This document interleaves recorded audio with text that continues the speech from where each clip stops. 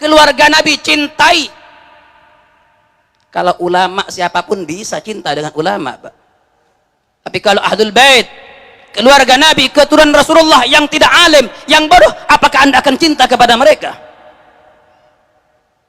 Kalau yang alim, semua orang bisa cinta kepada yang alim, tapi kepada habaib yang tidak ngerti ilmu, apakah Anda cinta kepada mereka? Itu ujian kita. Bukti cinta kepada Nabi, cinta kepada anak keturunan Rasulullah, tidak Anda beda-bedakan siapapun mereka. Yang Anda lihat mengalir dalam dagingnya, darahnya Nabi Muhammad sallallahu alaihi wasallam. Allahumma shalli ala Muhammad. Hadirin wal hadirat jamaah rahimakumullah. Sampailah kita kepada acara yang kita nanti-nantikan. Mau'izatul hasanah, tausiah agama sekitar peristiwa maulid lahirnya Nabi Muhammad sallallahu alaihi wasallam yang akan disampaikan oleh tamu kita, akhina fillah ad-da'i ilallah Sayyid Al-Habib Khalid As-Segaf dari kota Samarinda. Kepadanya waktu dan tempat dengan segala hormat kami persilahkan. Sallu ala Nabi Muhammad, udhkurus salata ala Nabi Muhammad.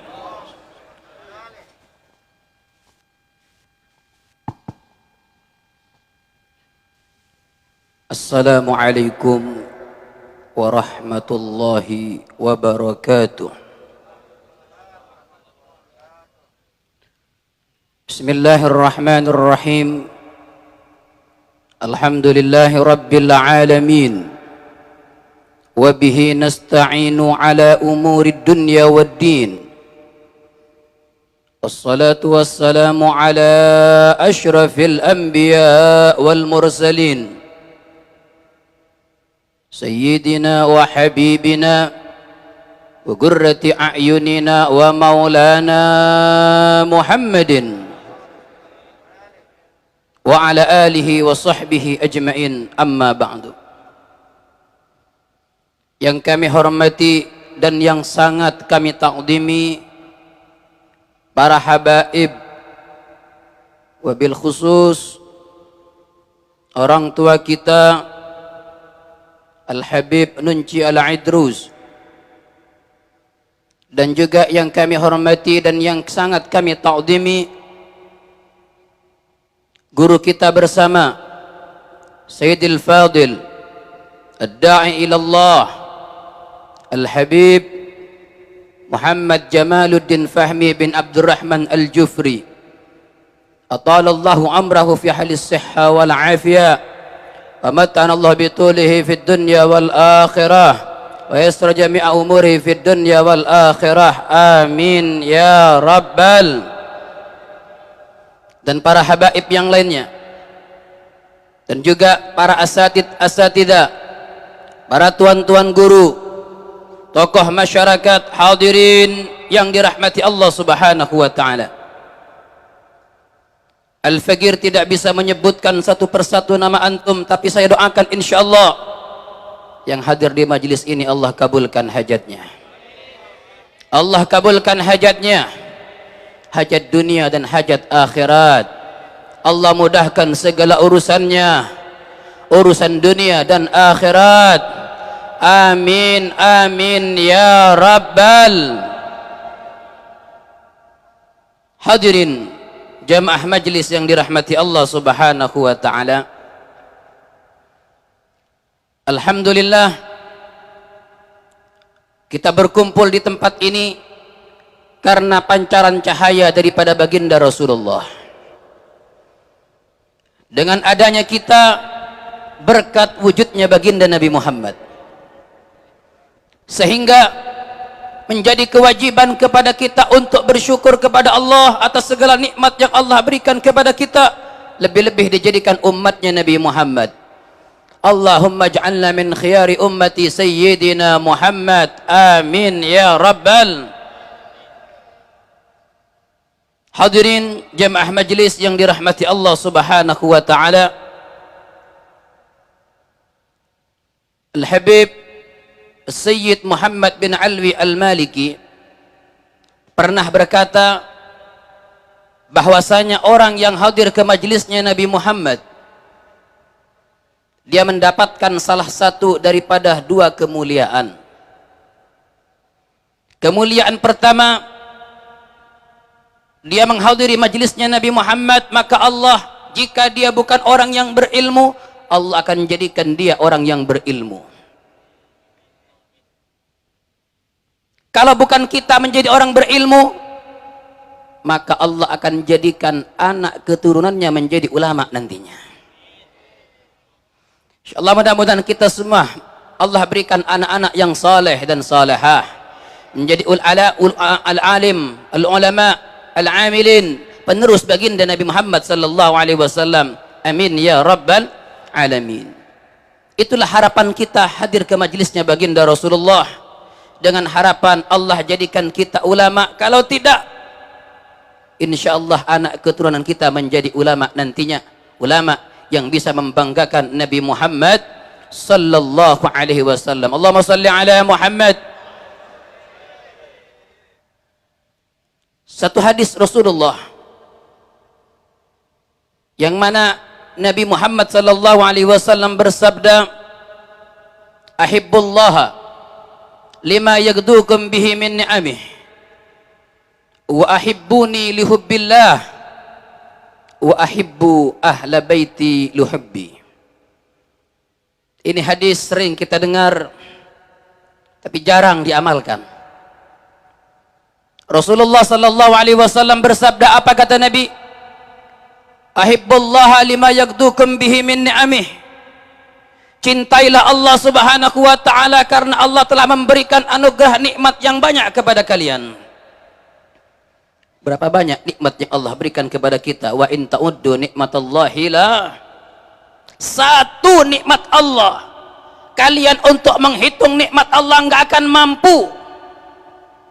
Satu nikmat Allah kita untuk menghitung, maka sampai habis umur kita tidak akan selesai menghitung daripada satu nikmat Allah subhanahu wa ta'ala. Sedangkan kita bukan cuma satu yang mendapatkan nikmat, banyak nikmat yang telah Allah berikan kepada kita. Sehingga bodoh, sangat bodoh orang yang telah diberikan nikmat oleh Allah tapi enggak cinta kepada Allah subhanahu wa ta'ala, masih melanggar perintah Allah, tidak melaksanakan kewajiban dari Allah subhanahu wa ta'ala, padahal sudah mendapatkan nikmat yang luar biasa dari Allah. Cintai Allah karena Allah yang telah memberikan Anda nikmat yang sangat banyak. Kemudian Pak, kalau sudah Anda terapkan cinta kepada Allah, Anda sudah cinta kepada Allah, kewajiban Anda laksanakan, larangan Anda tinggalkan, tingkatkan. Wa ahibbuni lihubbillah. Kata Nabi Muhammad, cintailah aku, kata Rasulullah, sebagai bukti cintamu kepada Allah. Bukti cinta kepada Allah, cinta kepada Nabi. Kul in kuntum tuhibbunallaha fattabi'uni yuhibbukumullah. Katakan wahai Muhammad, kata Allah subhanahu wa ta'ala, jika kalian mengaku cinta kepada Allah, fattabi'uni, ikuti aku, ikuti Rasulullah, yuhibbukumullah. Otomatis Pak, orang yang mengikuti Nabi, cinta kepada Nabi, otomatis cinta dan mengikuti Allah. Bahkan Allah katakan dalam Al-Quran, wa may yuti'ir rasul faqad ata Allah. Siapa orang yang taat kepada Nabi Muhammad, taat kepada Rasulullah, berarti taat kepada Allah subhanahu wa ta'ala. Bukti cinta kepada Allah, cinta kepada Nabi. Terakhir ujian kita yang akhir. Apa kata Allah? Kata Nabi Muhammad, wa ahibbu ahla baiti lihubbi.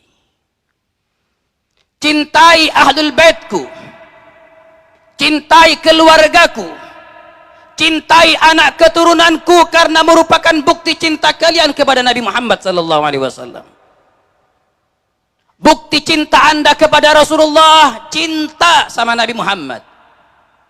Yang menyuruh Pak adalah Allah sendiri, yang memerintahkan umatnya cinta kepada ahlul baitnya Rasulullah adalah Allah. Apa kata Allah?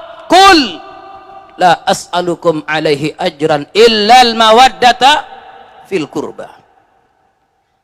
Apa kata Allah? Wahai Muhammad, sampaikan kepada umatmu, kata Allah, la as'alukum alaihi ajra, aku enggak minta upah dalam dakwahnya Nabi Muhammad.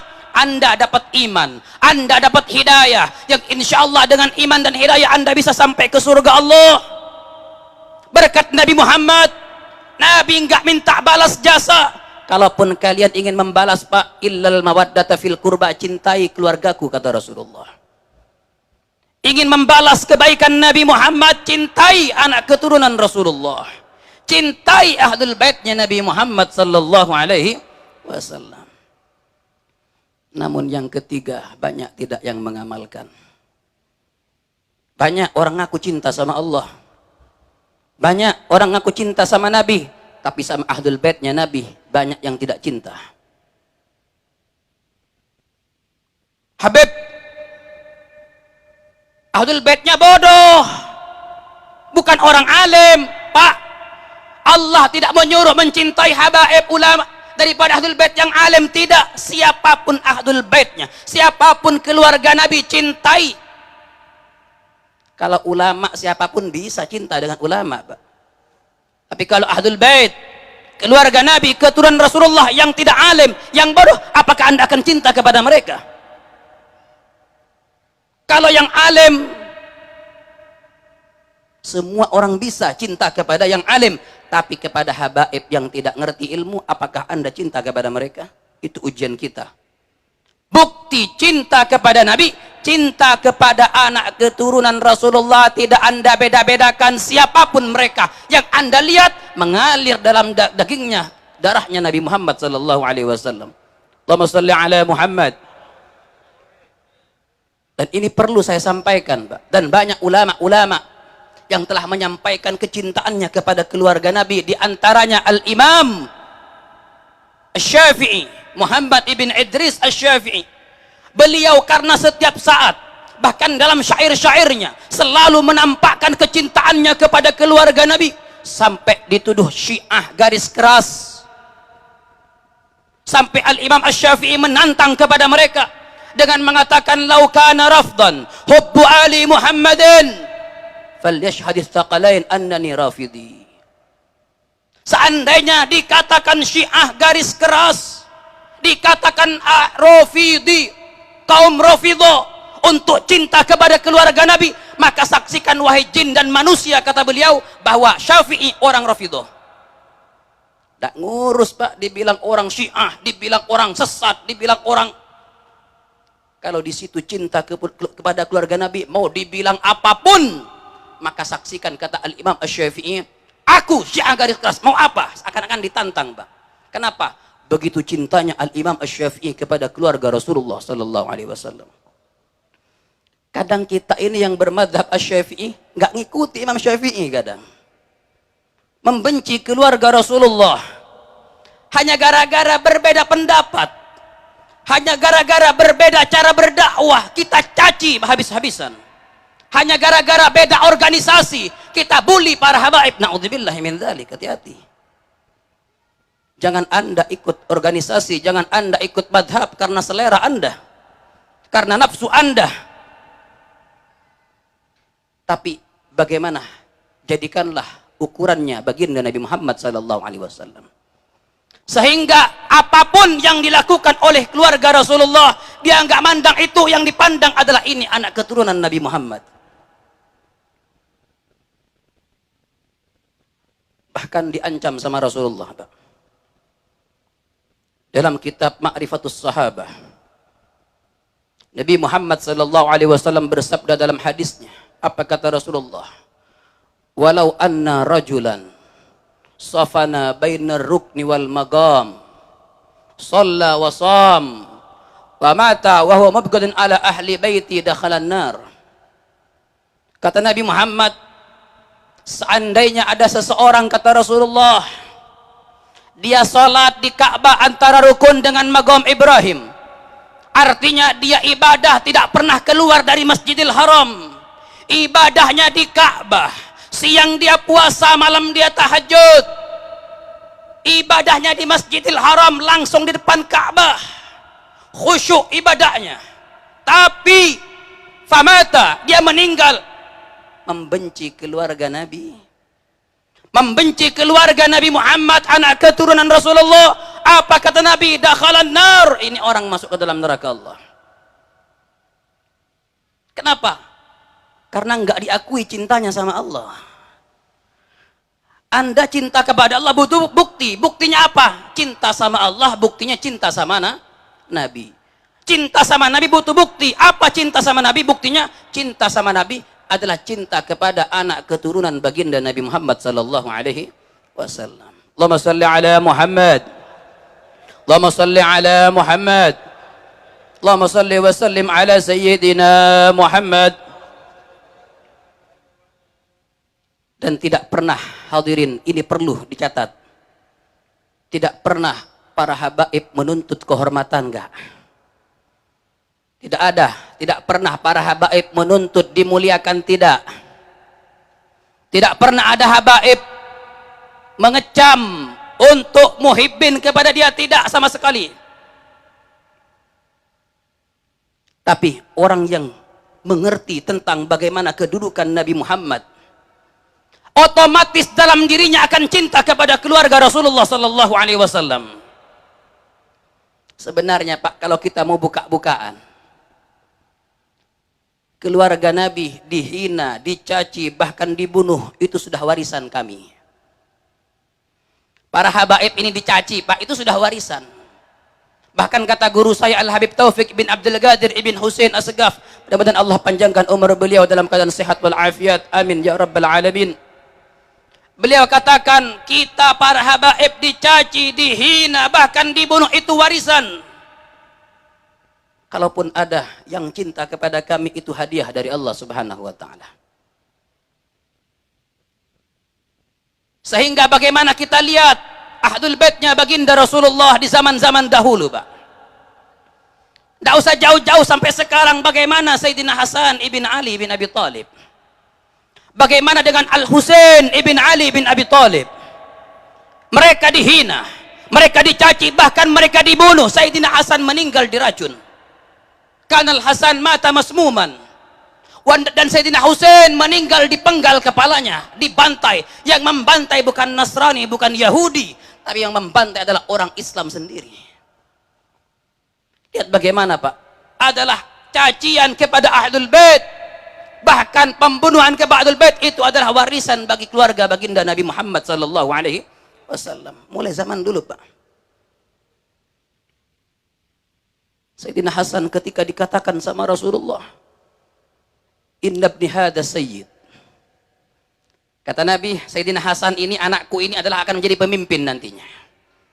Wa la'allallaha ayyusla bihi baina fi'atain 'azimatain minal muslimin. Dan mudah-mudahan, kata Rasulullah, berkat cucuku ini, berkat Hasan ibn Ali, dia akan mengislahkan antara dua kelompok besar di antara kalangan kaum muslimin, kata Rasulullah. Akan menjadi, memberi islah, mendamaikan antara dua kelompok besar di kalangan kaum muslimin. Dan ini sesuai dengan apa yang dikatakan Rasulullah, Pak. Walaupun penuh dengan perjuangan, penuh dengan cobaan dan hinaan dan cacian. Dikala Sayyidina Ali ibn Abi Thalib menjadi khalifah, menjadi amiril mukminin, ditentang oleh Muawiyah. Bahkan memfitnah Sayyidina Ali bin Abi Thalib, dianggap khawarij, bahkan dikatakan ahlul bughah. Sehingga termasuk, maaf, Sayyidatuna Aisyah termakan fitnah oleh Muawiyah, sehingga saat itu Siti Aisyah ada di pihak Muawiyah. Karena kaum muslimin melihat ada pihak Sayyidatuna Aisyah, banyak kaum muslimin berbondong-bondong ngikuti daripada Muawiyah. Sehingga Muawiyah membudayakan mencaci Sayyidina Ali bin Abi Thalib. Di mimbar-mimbar Jumat, Sayyidina Ali dicaci selama 80 tahun lamanya.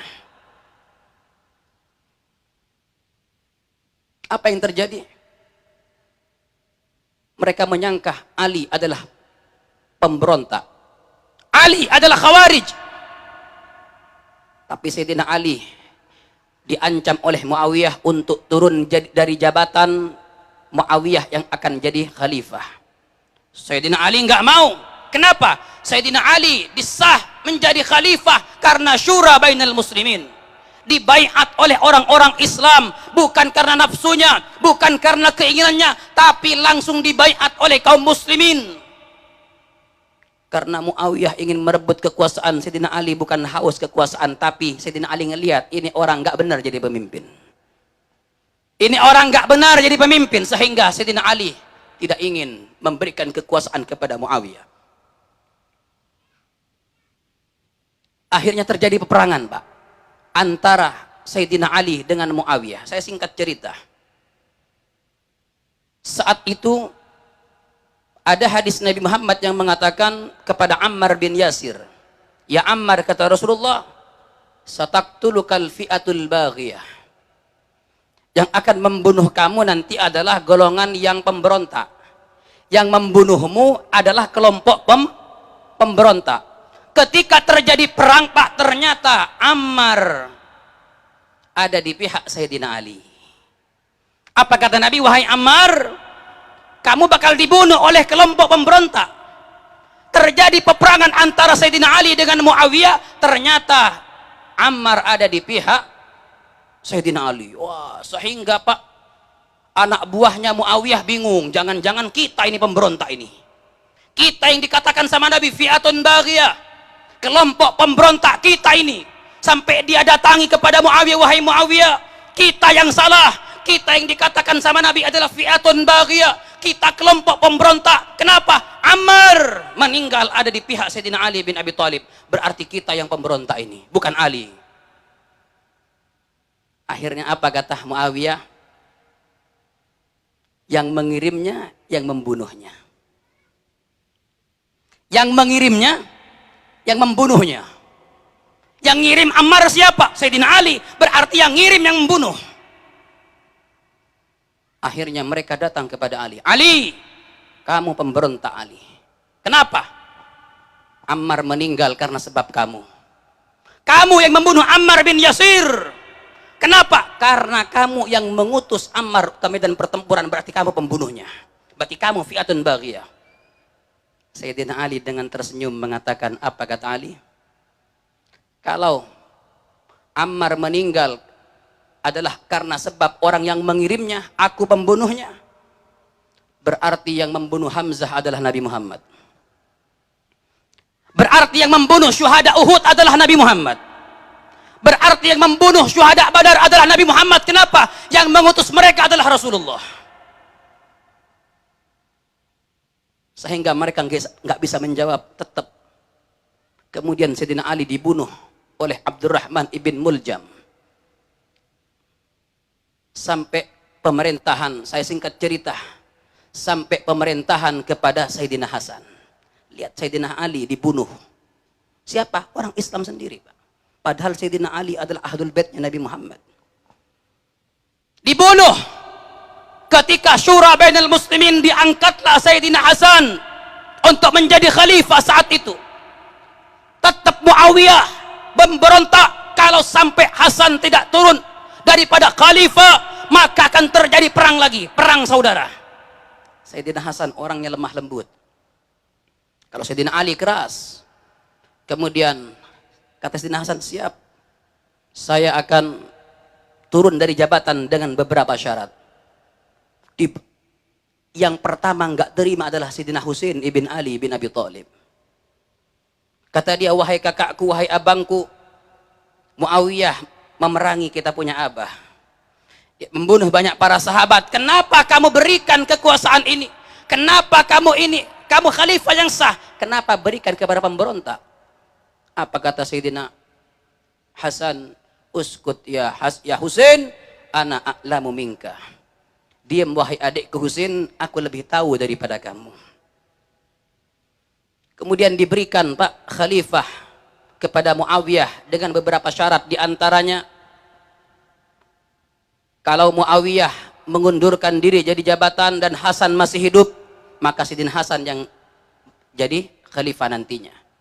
Tapi kalau Hasan meninggal duluan, Muawiyah kemudian meninggal, maka khalifah kepemimpinan diserahkan kepada kaum muslimin. Tapi apa yang terjadi? Ulama khilaf, sebelum Muawiyah turun dari jabatan, Sayyidina Hasan dibunuh dengan diracun. Walaupun ini jadi khilaf antara kalangan ulama, apakah diracun oleh Muawiyah dan lainnya, wallahu a'lam bissawab. Walhasil, lihat Sayyidina Hasan Pak diracun. Gak sampai di situ Pak. Ketika Muawiyah tetap jadi pemimpin, Sayyidina Husain ibn Ali bin Abi Thalib tidak pernah angkat senjata. Tetap menjadi rakyat yang taat kepada pemerintah, tidak berontak. Tapi ketika Muawiyah mengangkat putra mahkotanya yang bernama Yazid bin Muawiyah, Sayyidina Husain berontak di situ. Muawiyah ingkar janji. Padahal kalau Sayyidina Hasan meninggal lebih dulu, Muawiyah masih hidup, jangan sampai serahkan kepada anaknya, harus diserahkan kepada kaum muslimin, biar syura bainal muslimin. Ternyata enggak, ngangkat putra mahkota yang bernama siapa? Yazid bin Muawiyah. Yazid ini Pak, kalau Muawiyah itu adalah sahabat Nabi ya, tanpa khilaf sudah. Dan kita enggak usah mengorek-ngorek bagaimana sahabat Nabi kok berperang, sudah diam aja. Wa ma jara bainas sahabinas kutu, yang terjadi di kalangan sahabat kita diam, enggak usah ikut campur. Kenapa? Kita wajib hormat Sayyidina Ali, wajib hormat kepada Muawiyah. Kenapa? Sama-sama sahabat Rasulullah. Sudah.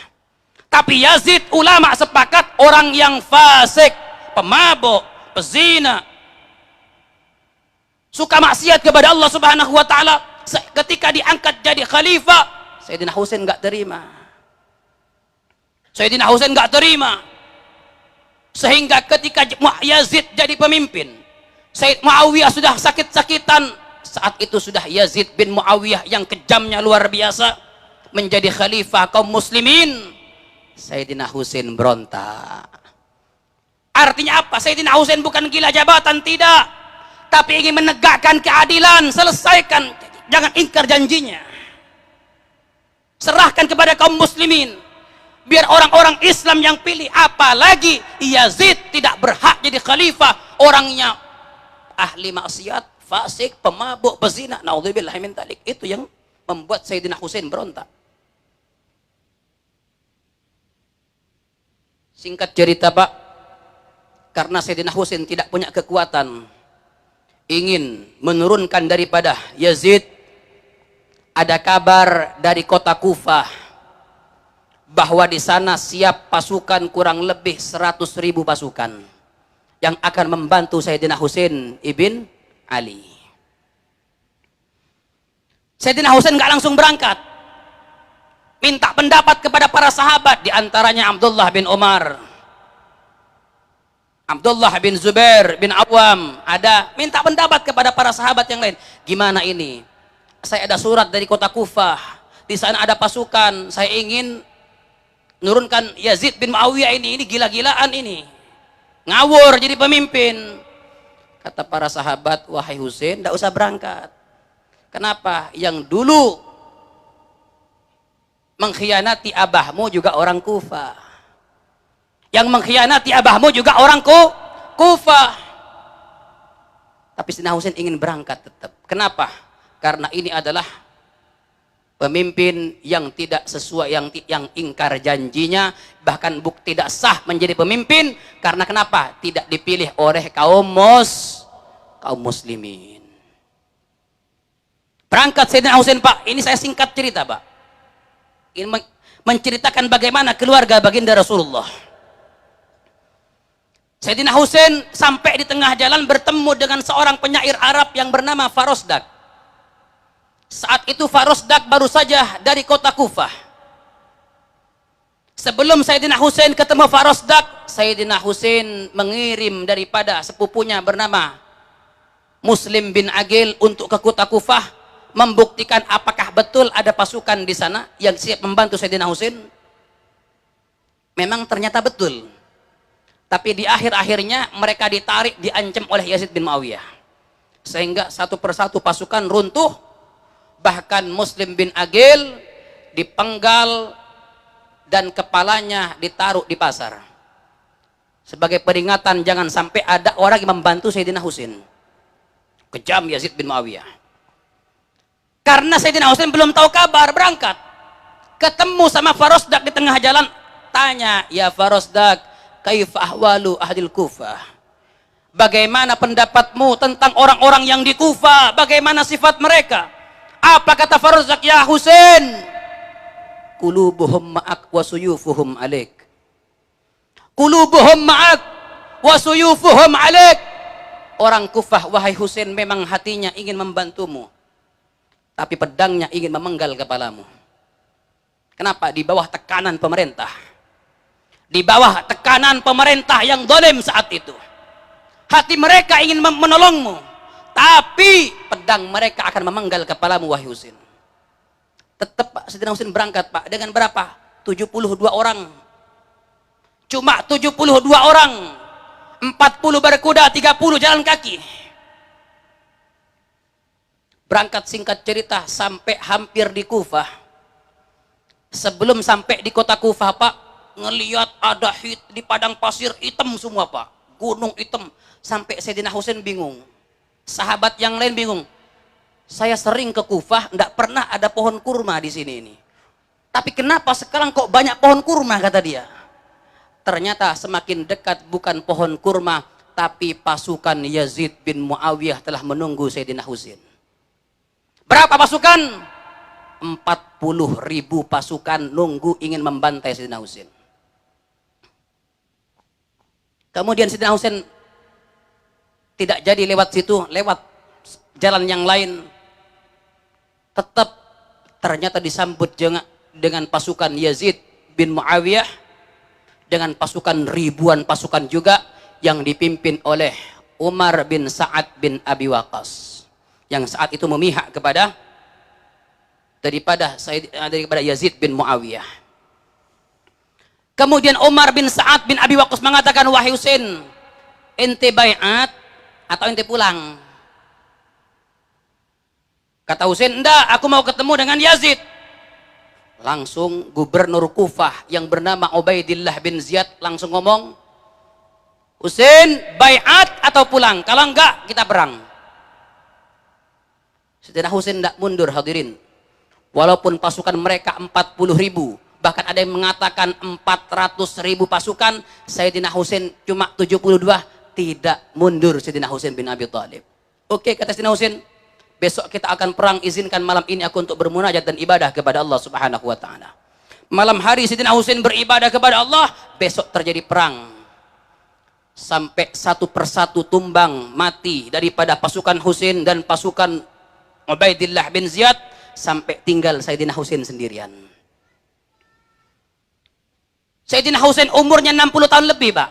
Tapi musuh ketika diserang Sayyidina Husain kocar-kacir. Tidak ada orang yang berani mendekati Sayyidina Husain bin Ali bin Abi Thalib. Sehingga datang Ibnul Jawshan, Shimr Ibnul Jawshan mengatakan, "Kalian ini bodoh, serang Husain, panah, tombak." Sehingga dipanah dari jauh, ditombak, sampai Sayyidina Husain tidak bisa bergerak sama sekali. Dengan 33 tusukan dan 34 sayatan dalam tubuh Sayyidina Husain ibn Ali bin Abi Thalib, baru sudah lemas Sayyidina Husain. Dan tidak ada orang yang berani mendekati Sayyidina Husain. Kenapa? Ini tahu, Pak, ini cucunya Rasulullah. Yang mereka bantai adalah cucunya Nabi Muhammad yang dicintai oleh Rasulullah. Mereka tahu ini keturunan Nabi. Mereka tahu ini cucunya Rasulullah. Tapi karena harta dan jabatan mereka enggak peduli. Siapapun, mau Habib kah siapa, asal dapat harta dan jabatan, dihabisi semua. Tapi ketika Ubaidillah bin Ziyad menyuruh untuk memenggal kepala Sayyidina Husain, tidak ada satu orang pun daripada pasukan Yazid yang berani membunuh. Kenapa? Takut, Pak, ini keturunan Nabi. Ini cucunya Rasulullah. Yang berani cuma satu orang saat itu. Siapa? Ibnul Jawshan. Orang yang sangat bengis. Langsung dia datangi Husain, langsung dipenggal kepalanya Sayyidina Husain bin Ali. Dibunuh Sayyidina Husain. Singkat cerita, Pak, ketika mereka pulang setelah membunuh Sayyidina Husain, apa yang terjadi? tertulis di pohon-pohon, bahkan di batu-batu, di gunung-gunung, di padang pasir saat itu. Tertulis dengan tulisan darah ketika meninggal Husain. Apa tulisan tersebut? Tarju syafa'atahu wa taqtulu ibnah. Kalian di hari kiamat mengharapkan syafaat kakeknya Rasulullah, tapi kalian bunuh anak cucunya. Tertulis dengan tulisan darah di batu-batu, di pohon-pohon. Seakan-akan alam semesta tidak terima. Kalian berharap syafaatnya Nabi, tapi kalian bunuh anak cucunya. Jangan harap. Sehingga mereka sebagian baru bingung, baru ketakutan, tapi terlanjur mereka telah mengganggu keluarga Nabi Muhammad SAW. Sehingga Pak, akhirnya baru dari kalangan kaum muslimin, setelah terjadi pembunuhan Sayyidina Husain, baru orang Islam berontak. Mereka nggak nyangka, dipikir mereka itu nggak berani bunuh Sayyidina Husain. Kenapa? Ini cucu Nabi. Ternyata mereka berani membunuh Sayyidina Husain. Akhirnya kaum muslimin membentuk satu pasukan, menculik orang-orang yang pernah memerangi Sayyidina Husain bin Ali dan dibunuh. Dan dalam riwayat, orang yang memerangi Sayyidina Husain semuanya meninggal su'ul khatimah, na'udzubillahi min dzalik. Ini menceritakan kepada kita, Pak, sesuai dengan apa yang disampaikan oleh guru-guru kami, bahwa cacian, habaib dihina, dicaci, dibuli, bahkan dibunuh, itu sudah warisan bagi keluarga Rasulullah SAW. Tapi janganlah Anda jadi orang dalam golongan tersebut. Jangan jadi orang mencaci keluarga Nabi. Jangan jadi orang yang menghina keluarga Rasulullah. Kenapa? Karena ibu mereka tidak akan terima Sayyidatuna Fatimah Zahra binti Rasulullah kalau ada yang menghina, mencaci salah satu keluarga Nabi Muhammad. Yang pertama enggak terima adalah Siti Fatimah Zahra binti Rasulullah sallallahu alaihi wasallam. Hadirin jamaah majlis yang dirahmati Allah Subhanahu wa taala. Bersyukurlah kita, Pak, dijadikan orang cinta kepada ulama, lebih-lebih cinta kepada keluarga baginda Rasulullah sallallahu alaihi wasallam. Anda berbuat baik kepada keluarga Nabi, Pak, bakal dibalas oleh Rasulullah. Dalam hadis disebutkan, man sana'a ma'rufan li bani Abdul Muttalib falam yujazihi fa ana ujazihi yaumal qiyamah. Kata Rasulullah, siapa orang yang berbuat kebaikan kepada anak keturunan Bani Muttalib, artinya ahlul baitnya Rasulullah, berbuat kebaikan kepada keturunan Nabi Muhammad dan belum dibalas di dunia, kata Nabi, maka aku yang akan balas nanti di hari kiamat. Pian bantu keluarga Nabi Muhammad, pian bantu anak keturunan Rasulullah, dan belum dibalas di dunia, maka kata Nabi, aku yang akan balas nanti di hari kiamat. Alhamdulillah. Sebab itu janganlah kita ikut-ikutan saat ini. Banyak orang mencaci habaib, mencaci ulama. Lebih-lebih sekarang Habib Rizik bagaimana dihina, dicaci Habib mesum, Habib ini. Jangan ikut-ikutan kalau Anda ingin selamat dunia akhirat. Sekalipun Anda ahli ibadah, tapi kalau Anda menyakiti keluarga Nabi Muhammad, maka akan sampai kepada Rasulullah sallallahu alaihi wasallam. Insyaallah mudah-mudahan kita semua jadikan orang-orang yang pecinta ahlul baitnya Nabi Muhammad. Kita semua dijadikan orang-orang yang pecinta sejati keluarga Rasulullah. Kita dimasukkan dalam golongan para habaib pada ahlul baitnya Nabi Muhammad sallallahu alaihi wasallam, masuk surga bersama kakeknya baginda Nabi Muhammad sallallahu alaihi wasallam. Amin ya rabbal alamin. Amin ya rabbal. Hadirin jamaah majelis yang dirahmati Allah Subhanahu wa taala, mudah-mudahan apa yang kita sampaikan ini bermanfaat. Kurang lebihnya mohon maaf. Hadza minni wal afu minkum. Tsumma assalamu alaikum warahmatullahi wabarakatuh.